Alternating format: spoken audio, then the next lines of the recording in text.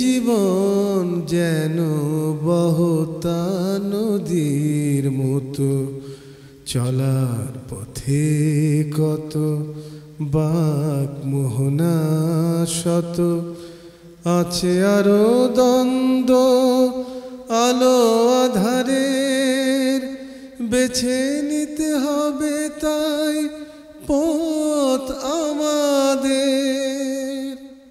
আসসালামু আলাইকুম প্রিয় দর্শক, আপনারা যারা দেশে আছেন প্রবাসে, সবাইকে জানাই অনেক অনেক প্রীতি ও শুভেচ্ছা। শুরু হলো টক শো আলোকপাত। আমাদের আজকের বিষয় মুনাফিকের বৈশিষ্ট্য। আপনাদের সাথে আছে আমি জয়নুল আবেদিন আজাদ। আর আজকে আমাদের মাঝে অতিথি হিসেবে উপস্থিত আছেন বিশিষ্ট আলেম ডক্টর মুফতি মোহাম্মদ জাকারিয়া। আসসালামু আলাইকুম রহমতুল্লাহ। প্রিয় দর্শক, আমরা সবাই তো মুনাফিক এই শব্দটির সাথে পরিচিত, এবং জীবনযাপনের কোনো কোনো ক্ষেত্রে বোধহয় আমরা বিরক্ত হয়ে কাউকে বলে ফেলি, তুমি একটা মুনাফিক। আমরা তো বলে ফেললাম, কিন্তু এই মুনাফিক বিষয়টি কেমন, আমরা কখন কিভাবে এই বৈশিষ্ট্যের সাথে জড়িয়ে যাই, এবং মুনাফিকের যে আচরণ কাজ, এর পরিণাম কী, এসব বিষয়ে আমরা আজকের বিজ্ঞ আলোচকের সাথে কথা বলবো। শুরুতেই ডক্টর মুফতি মোহাম্মদ জাকারিয়া, আপনার কাছে জানতে চাইবে যে আমরা বলি মুমিন, মুসলিম, মুনাফিক, এই শব্দগুলোর তাৎপর্য কী? আলহামদুলিল্লাহ ওয়াসসালাতু ওয়াসসালামু আলা রাসূলিল্লাহ, আম্মা বাদ। যে আসলে মুমিন, মুসলিম, মুনাফিক এবং সে সাথে মুত্তাকি, এই যে শব্দগুলো আমরা বলি, তার মধ্যে মুমিন, মুসলিম, মুত্তাকি এই তিনটি একদিকে সম্পূরক, আবার এর মধ্যে কিছুটা পার্থক্য আছে। আমরা যদি খুব সংক্ষিপ্ত এক দুই শব্দে বলি, মুমিন বলতে আমরা বুঝি যার অন্তরের মধ্যে ঈমান আছে, সে ঈমানের যেগুলো শাখা আছে, অর্থাৎ মৌলিকভাবে কোরআন, সুন্নাহ, হাদিস, আল্লাহ, পরকাল, কিয়ামত, এই সব কিছুর উপরে বিশ্বাস রাখা। এবং বিশ্বাস রাখার মানেটা হলো কি, ঈমানদার হওয়ার এই বিশ্বাস রাখার মানেই হলো ওটা মেনে ওটা জীবনে বাস্তবায়ন করা, এটা হলো ঈমান। এরপর যদি মুসলিমে আসি, বিশ্বাসের স্তরটা হলো এটা আমার অনুভূতিতে, আর ইসলামটা হলো প্র্যাকটিক্যালি। যখন একজন মানুষ বিশ্বাস করে যে আল্লাহ আছে, এটাকে ঈমানদার বলা যায়। আমার ঈমান এসে গেল, আমার ঈমান এসে গেল। এখন ইসলাম বা মুসলিম আমি হলাম কি হলাম না, এটার ক্ষেত্রে তখন বলতে হয় যে যখন নাকি আমি প্র্যাকটিক্যাল লাইফে চলে যাব, আমি বিশ্বাস করি যে আসলে নামাজ পড়া দরকার, এটা হলো আমার ঈমান। এখন আমি পড়ছি না, বোঝা গেল আমার বিশ্বাসটা আছে কিন্তু আমার ইসলামটা নাই, আচরণের মাধ্যমে প্রতিফলিত হলো না। এখন আমি প্রকৃত মুসলিম হতে পারলাম না। এখন ঈমান এবং ইসলামের যে ব্যবধানটা, এই ব্যবধানের ক্ষেত্রে বুখারীর বিশেষ করে ঈমান অধ্যায়ে যে আলোচনাগুলো আছে, সেক্ষেত্রে মুহাদ্দিসরা বিভিন্ন ব্যাখ্যা দিয়েছেন। তার মধ্যে একটা হলো যে ঈমান এবং ইসলাম, মুমিন এবং মুসলমান, তুমি এই দুটোর মধ্যে ডিফারেন্স কিভাবে করবা, সেটা হলো আল্লামা আনোয়ার শাহ কাশ্মীর রহমতুল্লাহ আলী, তিনি এই কিতাব, এই হাদিসের ব্যাখ্যায় লিখেছেন যে যখন নাকি ইজাজতামা ইফতারাকা ওয়া ইজাফতারাকা ইজতামা, তার মানে কোথাও যদি দেখো যে মুমিন এবং মুসলমান একই সাথে বলা হয়েছে, তাহলে বুঝবা দুইটা দ্বারা আলাদা কিছু মিনিং করা হয়েছে। যেমন ইয়া আইয়ুহাল্লাযীনা আমানুত্তাকুল্লাহা হাক্কা তুকাতি ওয়া লা তামুতুন্না ইল্লা ওয়া আনতুম মুসলিমুন। তাহলে ঈমানদার বলে সম্বোধন করে শেষে বলা হচ্ছে মুসলমান না হয়ে মরো না। তাহলে এই আয়াতের দ্বারা বোঝা যাচ্ছে ঈমান এবং ইসলাম দুইটার মধ্যে একটা পার্থক্য আছে। ঈমান হলো বিশ্বাসের জায়গা, আর ইসলামটা হলো প্র্যাকটিক্যাল লাইফের জায়গা, মাত্রাগত পার্থক্য আছে। জি, এটা।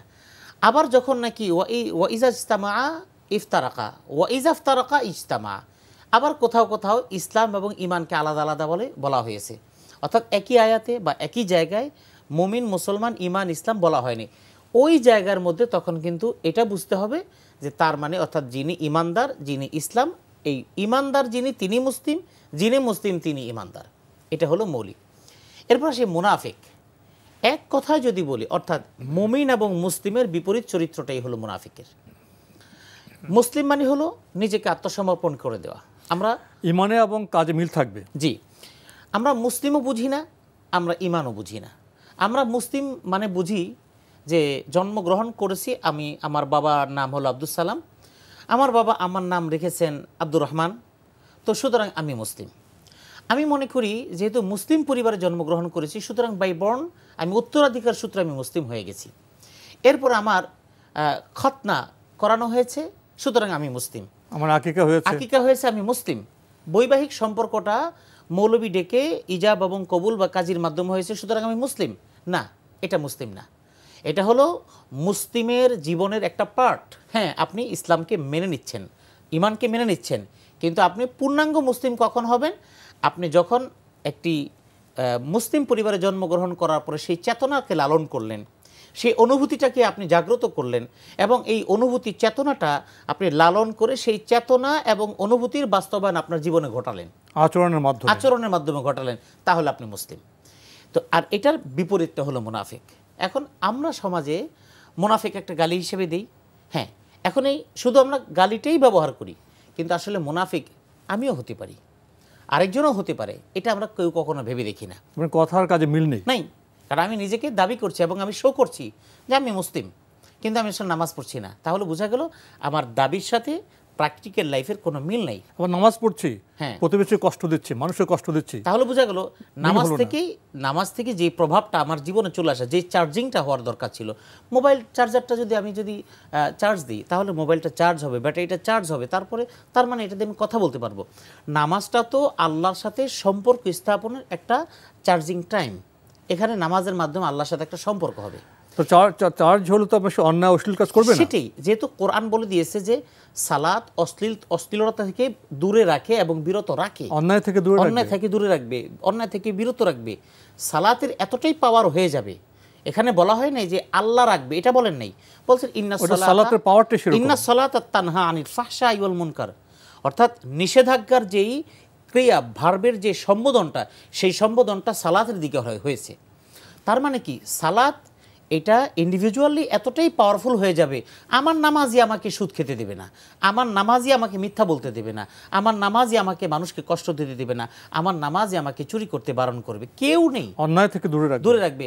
রমজান মাসে আমরা সিয়াম পালন করি, ঘরে কেউ নেই, বাসাবাড়ি সবাই বেড়াতে গিয়েছে, আমার ফ্রিজ ভর্তি খাবার আছে, পানি আছে, আমার প্রচণ্ড ক্ষুধা, তারপরে কিন্তু আমি ফ্রিজের কাছে যাই, কিছু খেতে ইচ্ছে করে খাচ্ছি না।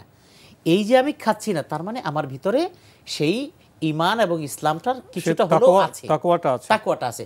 সুতরাং আমি নামাজ পড়ার পর যখন আমি চুরি করতে গেলে আমার হাতটা যখন ফিরে আসছে না, আমার বিবেকটা যখন নাড়া দিচ্ছে না, চেতনাটা যখন জেগে উঠছে না, তাহলে বুঝতে হবে যে আমি মুসলিম এবং ঈমানদার দাবি করলেও আমার ভিতরে নিফাকির একটা জায়গা রয়েছে, মুনাফিকের অনুপ্রবেশ ঘটে যাচ্ছে। হ্যাঁ, জি, এটা আমাকে বুঝতে হবে। তাহলে আমাদের জীবনযাপনের বিচিত্র সম্পর্ক সূত্রে আমরা নামে মুসলিম, হয়তো প্রকাশ্য মুসলিম করছি, কিন্তু মুনাফিকি কিভাবে ঢুকে যাচ্ছে এবং এর বৈশিষ্ট্যগুলি কি? এখন এটা বুঝার একটা, সব কিছুর তো একটা সিমটম আছে। যেমন এই যে এখন করোনাকালীন বিশ্ব, করোনা হলো কি, এটার উপরে অনেক কাজ হয়েছে, মানুষ হাসি কাশি হলেই একটা ভয়ে আটকে উঠেছে, ব্যবস্থা গ্রহণ করেছে, গরম চা খেয়েছে, এটার কারণ একটা সিমটম। তো আমার আরেকজনের ভিতরে নিফাকের সিমটম এটা আছে, আমি অনেকগুলো আছে। যেমন আমরা প্রচলিতভাবে তিনটা জিনিস জানি, যেটা হাদিসের মধ্যে বলেছে যে আয়াতুল মুনাফিকে সালাসুল ইদা হাদ্দাসা কাজিবা, ইদা হাদ্দাসা কাজাবা, ওয়া ইজা ওয়াদা আখলাফা, ওয়া ইজা তুমিনা খানা। এই তিনটা জিনিস মানুষের মুখস্থ, কিন্তু এর বাহিরেও আছে। যেমন আমরা কথা বললে মিথ্যা বলি, আমরা ওয়াদা করলে অঙ্গীকার ভঙ্গ করি, এবং যদি কেউ আমার সাথে আমানত রাখে, আমানতের খেয়ানত করি। এটা বিশ্লেষণ সাপেক্ষ। আমরা আমানতটাকে শুধুমাত্র টাকা পয়সা রাখলে এটা কি মনে করি, কিন্তু এটাই শুধু আমানত না, এটা ব্যাপক, ওটা আমি যাচ্ছি পরে। এখন মৌলিক এই তিনটা, কিন্তু আসলে মুনাফিকের কিছু আলাদা কিছু লক্ষণ আছে। যেমন রাসূলুল্লাহ সাল্লাল্লাহু আলাইহি ওয়াসাল্লামের পিছনে মুনাফিকরা সালাত আদায় করত। তো যখন সালাত আদায় করত, তখন কিন্তু আল্লাহ রসুল তাদেরকে কিন্তু সাহাবি কিংবা মুসলিম হিসেবেই তাদেরকে জানতেন। কিন্তু আল্লাহ পাক রব্বুল আলামিন তাদেরকে একটু বিশ্লেষণ করে তাদের শ্রেণীবিন্যাস করে দিলেন, ক্লাসিফিকেশন করে দিলেন, যে তোমার পিছনে যারা আছে সবাই কিন্তু পাক্কা মুমিন মুসলমান না, তোমাদের মধ্যে নামাজ আদায় করে তারাও কিন্তু মুনাফিক আছে। এখন সেটা চিনবা কিভাবে? ওয়াইজা কামু ইলা সলাহ কামু কুসালা, নামাজের মধ্যে দাঁড়ালেই দেখবে তাদের একটা অলস ভঙ্গিমা আছে, অর্থাৎ মানে খুব বোঝা, একেবারে মানে এতটাই বেশি বাজে লাগতেছে, মানে শেষ হয় না কেন, সেখানে আন্তরিকতা নেই, না শেষ হয় না কেন, কামু কুসালা, অলস ভঙ্গিমা দাঁড়িয়ে আছে। ইউরাউনান নাস, আসলে তারা যে নামাজে দাঁড়িয়েছে এটা আসলে লোক দেখানোর জন্য, যাতে করে লোকেরা বুঝে তারা মুসলিম। ইউরাউনান নাস ওয়ালা ইয়াযকুরুনাল্লাহ ইল্লা কালিলা, আসলে আল্লাহকে তারা খুব কম মাত্রায় স্মরণ করে।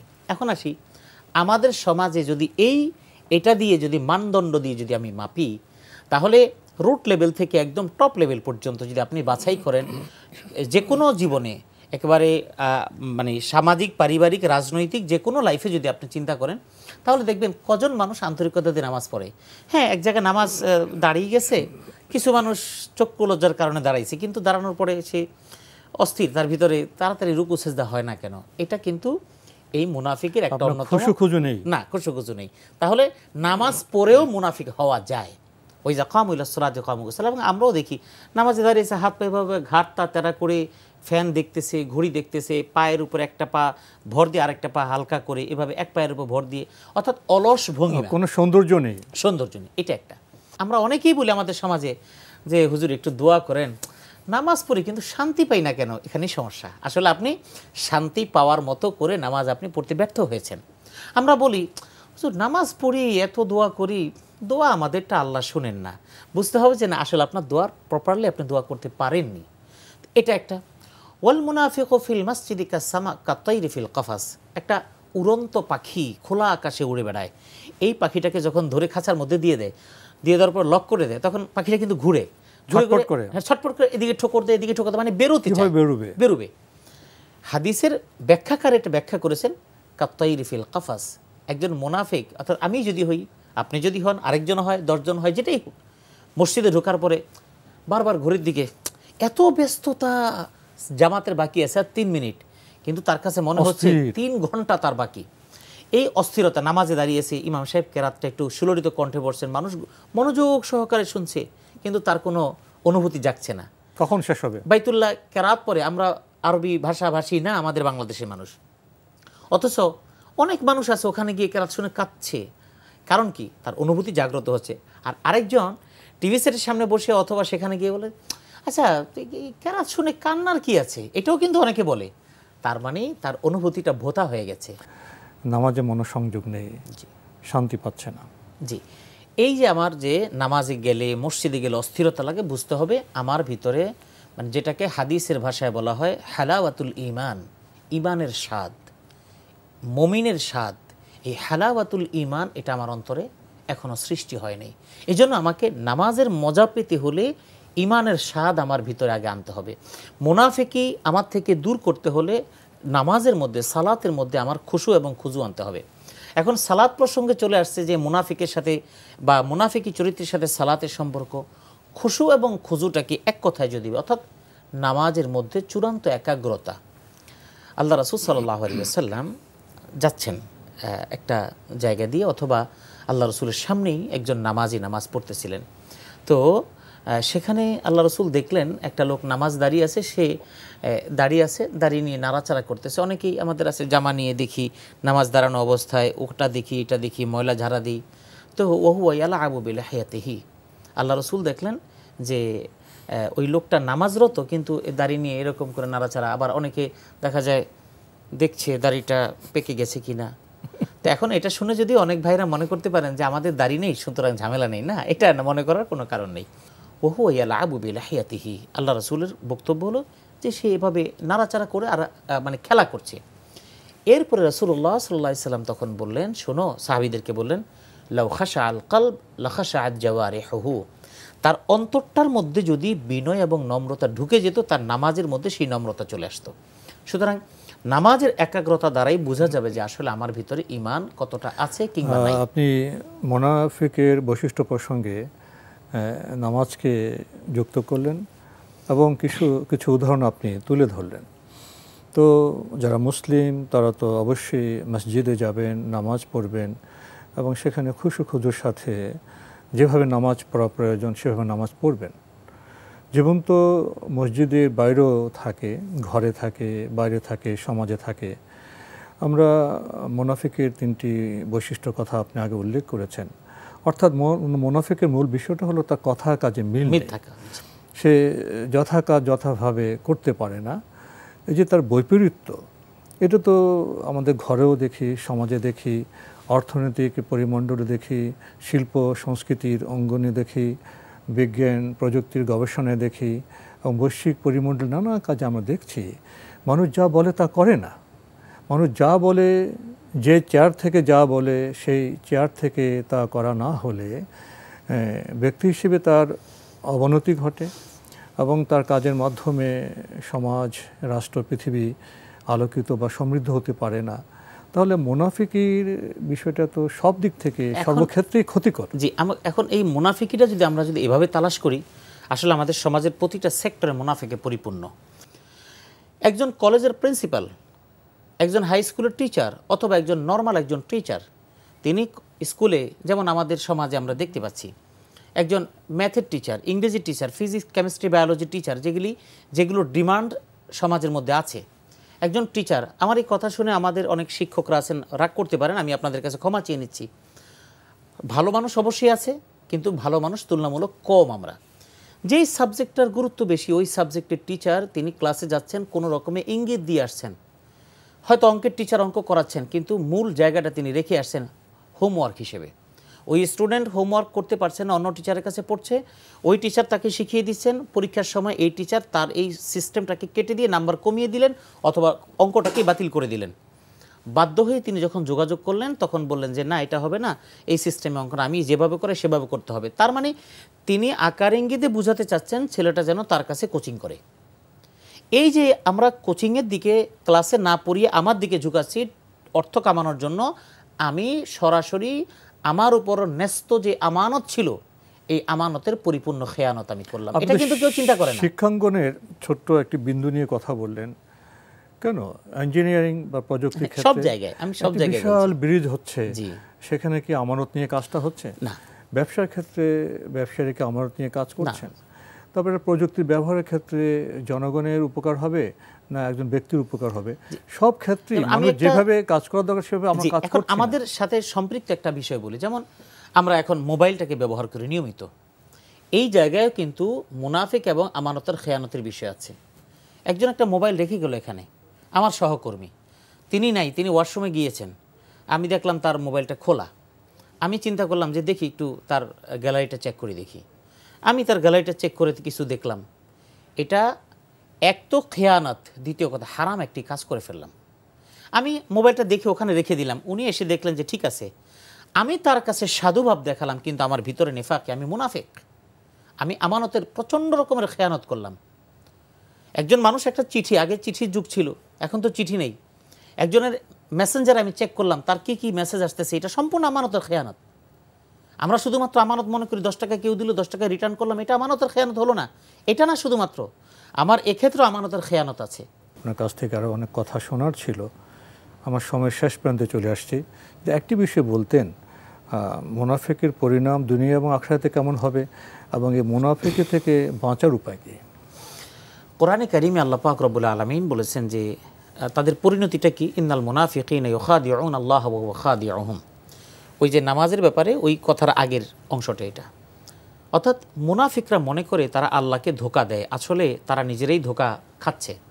ঠিক দুনিয়ার জীবনে মুনাফিকরা মনে করে নিজেরা অনেক চালাক, সময়ের ব্যবধানে তাদের মুখোশ, তাদের চারিত্রিক বৈশিষ্ট্য মানুষের কাছে যখন খুলে যায়, তখন সে ঘৃণিত হয়, সে নিন্দার বস্তু হয়। এটা হলো দুনিয়া তার লাঞ্ছনা। মুনাফিককে সমাজ পছন্দ করে না, লাঞ্ছনা, গৃহের সদস্যরা পছন্দ করে না, আল্লাহ তো পছন্দ করে না। এটা হলো তার দুনিয়ার জীবনের লাঞ্ছনা, লাঞ্ছিত জীবন। আখিরাতের ইন্নাল মুনাফিকিনা ফিদ দারকিল আসফালি মিনান নার ওয়া লান তাজিদ লাহুম নাসীরা। আল্লাহ পাক রব্বুল আলামিন স্পষ্ট ভাষায় বলে দিলেন যে মুনাফিকিনা ফিদ দারকিল আসফালি মিনান নার, জাহান্নামের সর্বনিম্নতম তলদেশে তাদের জায়গা, নিকৃষ্টতম জায়গায় হবে তাদের পরিণতি। এর থেকে বাঁচার উপায় কি? ওয়া লান তাজিদ লাহুম নাসীরা, তাদের কোনো সাহায্যকারী থাকবে না। বাঁচার উপায় হলো, অর্থাৎ আমার ভিতরে যেই দুর্বলতাগুলো আমি তো নিজে বুঝি, সেই দুর্বলতাগুলো কাটিয়ে ওঠার জন্য সর্বপ্রথম দায়িত্ব হলো আল্লাহর কাছে খুব বেশি করে দোয়া করা, যে আল্লাহ যে পথে চললে তুমি খুশি থাকো, সেই পথে চলার তৌফিক দাও। যদি আমার কিছু স্বার্থের ব্যাঘাতও ঘটে, আমার কিছু চলেও যায়, একটু এদিক সেদিক করলে আমি কিছু পাই, কিন্তু এটা না করলে কষ্ট হয়, কিন্তু আমি সততার সাথে চলতে পারি, তাহলে সেটাকে বাদ দিয়ে সততার উপরে চলা উচিত। তাহলে সাময়িক কষ্ট হলেও আল্লাহ এর মধ্যে বরকত দান করবেন। তো আপনার কাছ থেকে তো এ বিষয়ে আরও অনেক কিছু শোনার ছিল, জানার ছিল, কিন্তু সময়ের কারণে আমাদের আজকে এখানে শেষ করতে হচ্ছে। মুফতি মোহাম্মদ জাকারিয়া, আপনি কষ্ট করে আমাদের স্টুডিওতে এসেছেন, সময় দিয়েছেন, সেজন্য আপনাকে অনেক ধন্যবাদ। আপনাকেও ধন্যবাদ এবং এনটিভিকেও অনেক ধন্যবাদ। প্রিয় দর্শক, আমরা দেখছিলাম এনটিভি আয়োজিত এবং লাভ হলো নিবেদিত টক শো আলোকপাত। আমাদের আজকের বিষয় ছিল মুনাফিকের বৈশিষ্ট্য। আমরা খুব কমই বলতে পেরেছি সময়ের কারণে। প্রিয় দর্শক, আমাদের এই অনুষ্ঠান আপনারা এনটিভি অনলাইনেও দেখতে পারবেন, ভিজিট করুন www.ntvbt.com। এছাড়া ইউটিউবে এবং আমাদের ভেরিফাইড ফেসবুক পেজে অনুষ্ঠান দেখতে পারবেন। মুনাফিকের বৈশিষ্ট্য সম্পর্কে আমরা কম বেশি জানি। মুনাফিককে কেউ পছন্দ করেন না, তাই আমাদের আত্মবিশ্লেষণ করা প্রয়োজন। আমার যাপিত জীবনে, ঘরে, বাইরে, সমাজে আমি মুনাফিকের কোনো আচরণ করছি কিনা। কারণ মুনাফিকের জন্য এই পৃথিবীতে কোনো সুসংবাদ নেই, আর সবচেয়ে বড় দুঃসংবাদ রয়েছে পরকালের জন্য। আসুন আমরা দিন শেষে প্রতি রাতে আত্মবিশ্লেষণ করি, আত্মসমালোচনা করি যে মুনাফিকের কোনো বৈশিষ্ট্য আমার মধ্যে আছে কি না। আত্মবিশ্লেষণের পরেই সম্ভব আত্মসংশোধন। আসুন আত্মসংশোধনের মাধ্যমে আমরা মুনাফিকের যে বৈশিষ্ট্য তা থেকে অনেক অনেক দূরে অবস্থান করি। প্রিয় দর্শক, মহান আল্লাহ আমাদের সবাইকে নিরাপদে রাখুন, রাখুন শান্তিতে। আসসালামু আলাইকুম। চলার পথে কত বাক মোহনা শত, আছে আরো দ্বন্দ্ব আলো আধারের, বেছে নিতে হবে তাই